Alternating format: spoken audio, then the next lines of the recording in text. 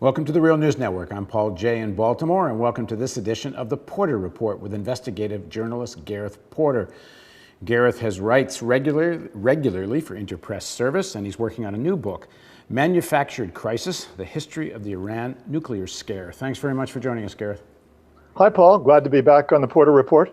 So talk to us about what's happening in vis-a-vis the IAEA and Iran.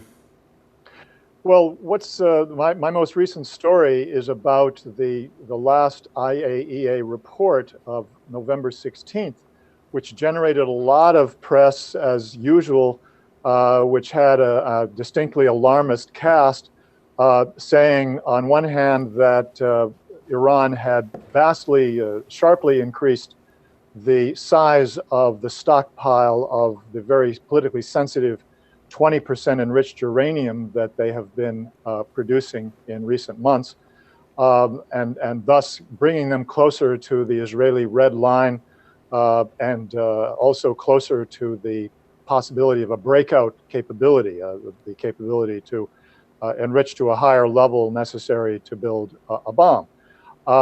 And what I showed in my article was that the IAEA had really fudged the numbers very seriously in its account of this question of the 20% enriched uranium that Iran has been producing, and made it look like a nearly 50% increase in the size of that stockpile, when in fact, if you really look very carefully at the numbers, it turns out that it was only a 20% increase roughly in the stockpile, and really not much higher at all than it has been in the past.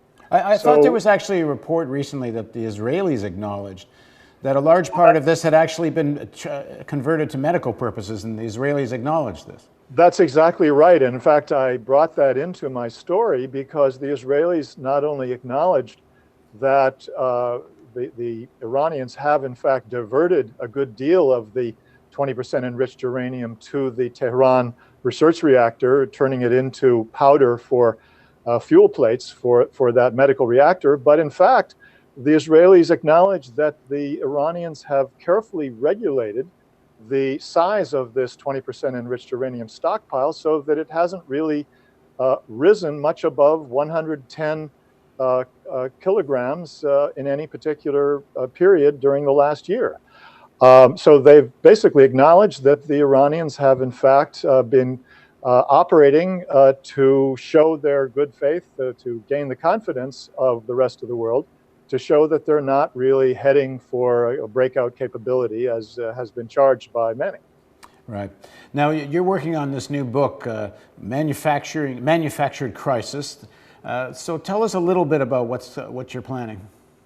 Well, this book is going to pull together all the work that I've done in the past on the issue of the Iranian nuclear program, and it will show, and I'm going to include a lot of interviews and other material that I've not published previously. It's going to show just how fundamentally the global political system has gotten the Iranian nuclear program wrong, and in fact, politically has distorted the real face of that program for decades.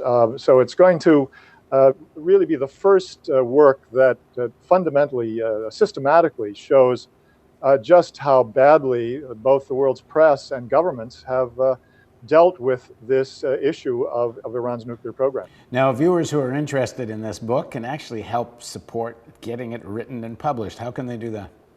Well, there's a fundraising effort, a campaign being waged through the Kickstarter website, and people can go to that website and put in my name, Gareth Porter, and they will find the proposal for the book and a short video that I've done to introduce them to the book.